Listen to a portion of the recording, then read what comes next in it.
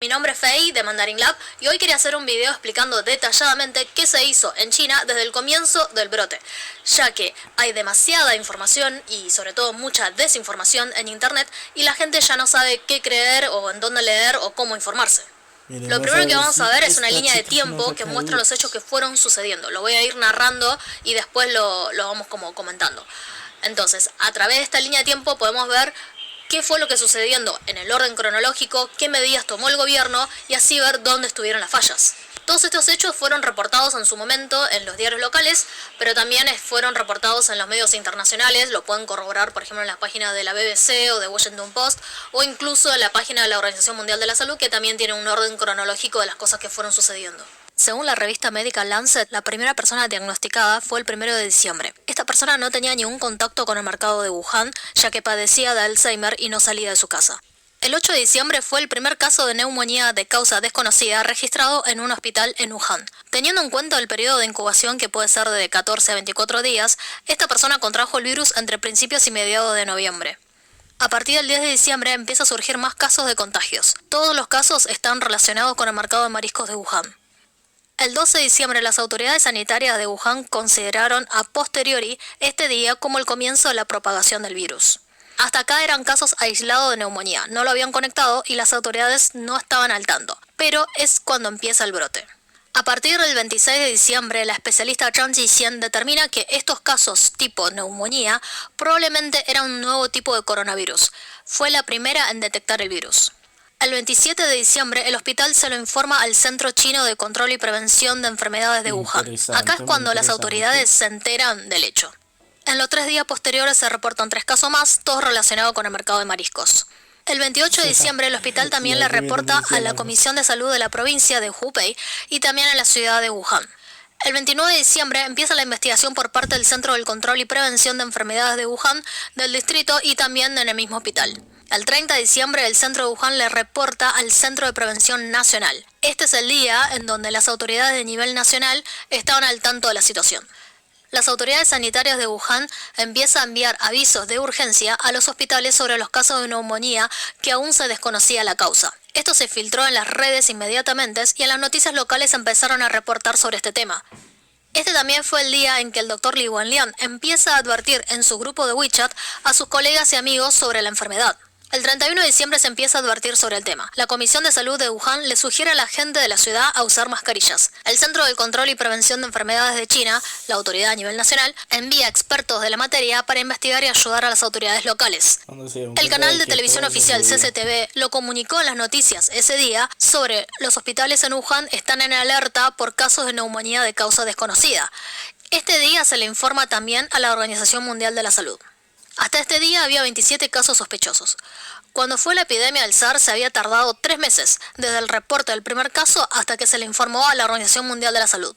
El 1 de enero clausuran el mercado de mariscos, en busca de animales infectados y desinfectan el lugar. La mayoría de la gente seguía sin darle mucha importancia al asunto y seguían su vida diaria, ya que al decir neumonía no parecía ser tan grave.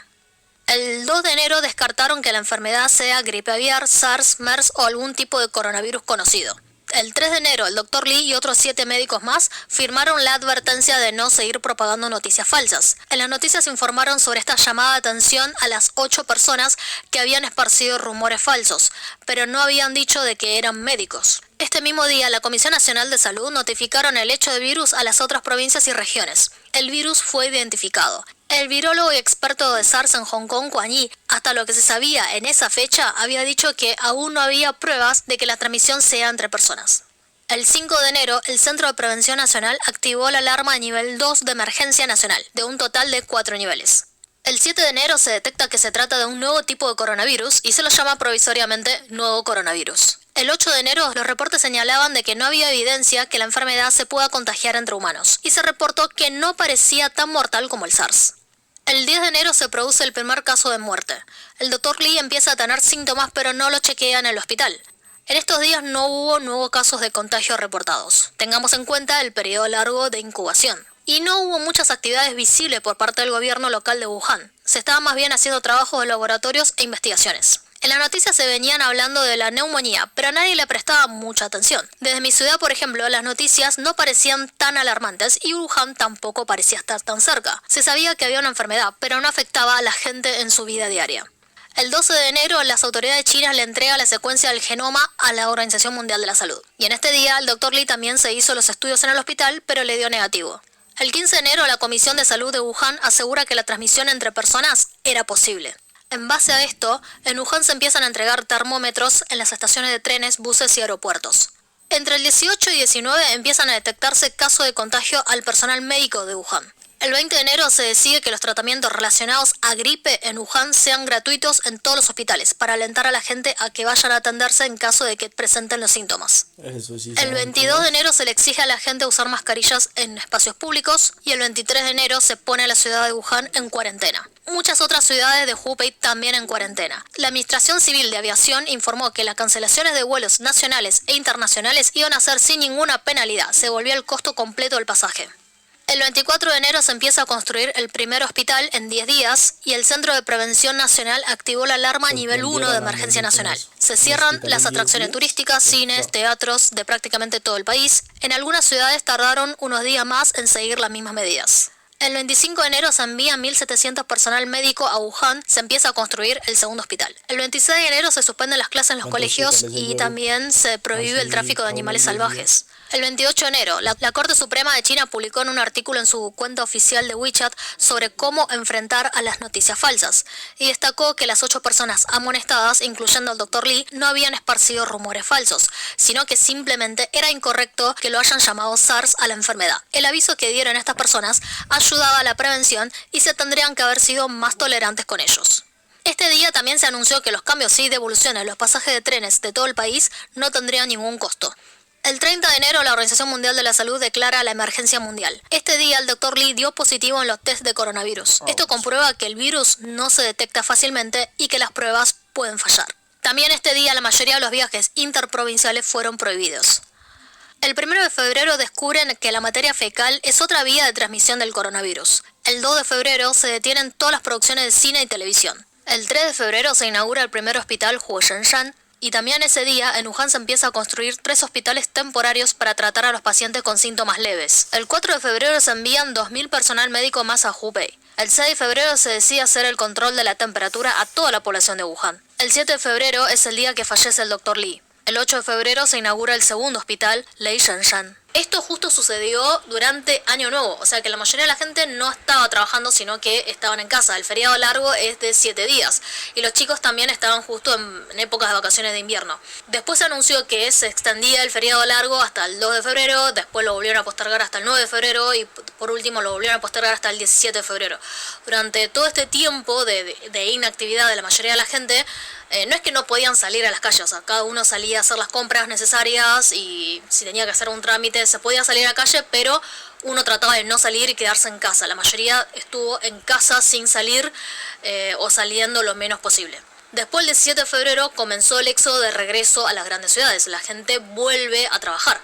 Sin embargo, lo que se les pidió a la gente que volvieron a las ciudades es que no fueran a trabajar enseguida, sino que hicieran una cuarentena de 14 días en sus casas.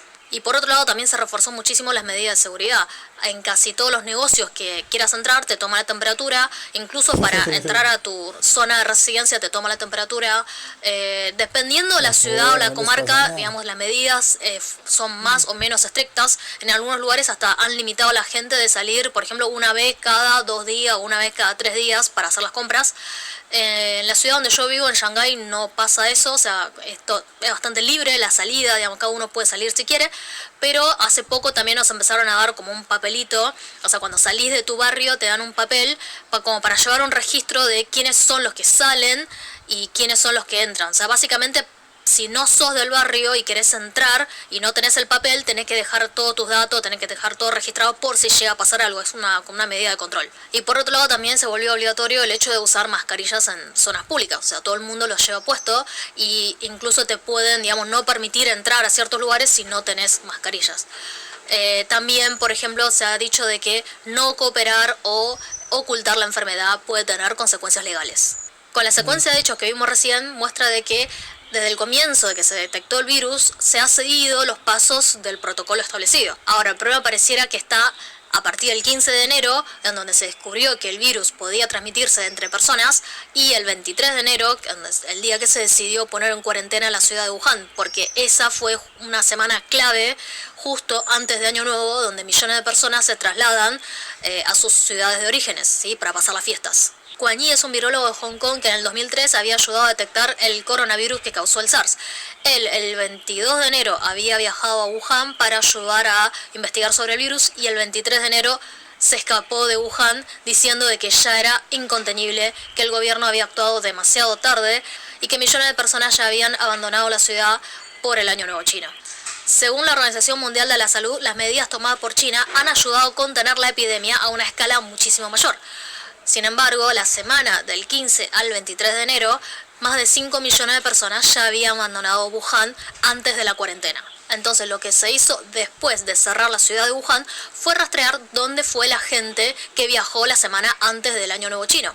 Las movilizaciones de Año Nuevo chino se dividen principalmente en dos grupos. Están las personas que son oriundas de otros pueblos o ciudades y para Año Nuevo vuelven a sus hogares para pasar las fiestas. Por otro lado, tenemos a la gente de la misma ciudad que pueden decidir que o quedarse en la ciudad o viajar a hacer turismo, tanto nacional o internacional. La gran parte de la movilización en el caso de Wuhan era gente que volvía a sus provincias y principalmente dentro de la provincia de Hubei. Por eso lo que se hizo después fue cerrar 15 ciudades más de la provincia de Hubei, alcanzando así a más de 50 millones de personas en cuarentena. También se rastreaba a las personas que habían salido de Wuhan para localizarlas en otras provincias, más que nada para saber cómo estaban, si tenían fiebre o si tenían síntomas. Por otro lado, las personas que habían viajado esos días y que luego presentaron síntomas del virus, enseguida salieron a buscar por todos los medios a los pasajeros que también habían compartido el vuelo o que habían compartido el vagón del tren, para, tratar de localizarlos y ver si también presentaban síntomas y habían sido contagiados. Lo cierto es que después de la crisis del SARS del 2003, China invirtió mucho esfuerzo para mejorar su sistema de control y prevención de enfermedades contagiosas. Estas medidas incluían nuevos laboratorios y un sistema de reportes de enfermedades infecciosas a nivel nacional, y también nuevas leyes respecto al control de enfermedades contagiosas y enfermedades de salud pública. En un país conocido por su burocracia jerárquica, el nuevo sistema de prevención estaba diseñado para tener respuestas rápidas. Los hospitales, cuando tienen casos de enfermedades contagiosas, los cargan en el sistema y esta información debería llegar al CDC nacional en cuestión de horas. Este sistema ha ayudado a China a contener epidemias como el H1N1, la gripe aviar y la malaria. En este caso, las autoridades de Hubei y de Wuhan aseguraban de que habían informado estos casos de neumonías atípicas al CDC nacional a finales de diciembre. Sin embargo, según la línea de tiempo del CDC nacional, estos casos no habían sido reportados al sistema nacional, sino solamente al sistema provincial. En los diarios locales se ha debatido si las medidas tomadas por el gobierno estuvieron acertadas. Se ha dicho que el CDC de Wuhan al comienzo del brote había optado por ser más conservadores y cautelosos hasta que se había comprobado la posibilidad de transmisión entre personas. Tanto el gobierno local de Wuhan como el CDC optaron por ser conservadores con las medidas, para evitar el descontrol y el pánico. Y en la lógica del sistema chino, cuando se encuentra frente a problemas, se debe reportar a niveles superiores. Este es el procedimiento legítimo. Pero el problema en este caso fue justamente seguir los procedimientos regulares de reportar paso a paso hacia arriba, y han dejado pasar el momento clave para contener la enfermedad. Esta lógica conservadora de seguir los procedimientos en tiempo y forma, si bien busca manejar el asunto con cautelo, también quita la iniciativa de quienes forman parte del sistema para romper las reglas frente a alguna emergencia que avanza más rápido que el sistema.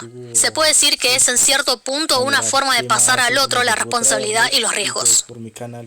El 13 de febrero se anunció la destitución de Jiang Chaoliang, el secretario del Partido Comunista de China de la provincia de Hubei. Simultáneamente, el secretario del Partido Comunista en Wuhan, Ma Guoqiang, también perdió el cargo. A inicio de la segunda semana de febrero también habían sido removidos de sus cargos otros 2 funcionarios de la Comisión de Salud de Hubei, luego de una oleada de críticas públicas a la demora en reaccionar a la epidemia. Inmediatamente ese mismo día se decide cambiar el criterio de diagnóstico. Han informado de 14.840 casos nuevos de infección, casi 10 veces más que el día anterior, y 224 fallecimientos, más del doble también que el día anterior. Con respecto a lo que le hicieron al Dr. Li y a sus colegas, este fue uno de los temas más hablados y criticados en China, sobre todo después de que se anunciara su muerte. La furia y la indignación de la gente no se había visto nunca antes en las redes sociales chinas. Fueron tanto los posteos en Weibo sobre el tema que no pudieron ni siquiera censurarlo. Todos estaban tristes e indignados por lo que le había sucedido, pero también era el enojo acumulado por la situación que se estaba viviendo y no poder expresarlo en tanto tiempo. El Dr. Lee era oftalmólogo, él no descubrió el virus, pero estaba al tanto de lo que sucedía en su hospital. Entonces quiso advertirles a sus familiares, amigos y colegas para que tomaran más medidas de precaución. El hecho de que el Dr. Lee le haya advertido a sus familiares y amigos, desde el punto de vista personal, estaba haciendo lo correcto. Y si él quería advertirlo en televisión, también sería correcto. Pero desde el punto de vista del país, no es lo más adecuado, ya que el 30 de diciembre, cuando él estaba hablando del tema en los grupos de WeChat, recién un día antes había empezado la investigación del tema.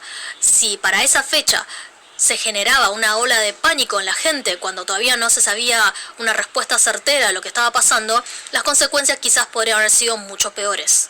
Tengan en cuenta que la ciudad de Wuhan tiene 11 millones de habitantes, equivalente a la cantidad de habitantes de Bolivia o un poco menos a la cantidad de habitantes de Ecuador. Entonces no es deseable que tanta gente entre en pánico cuando todavía se está investigando la enfermedad.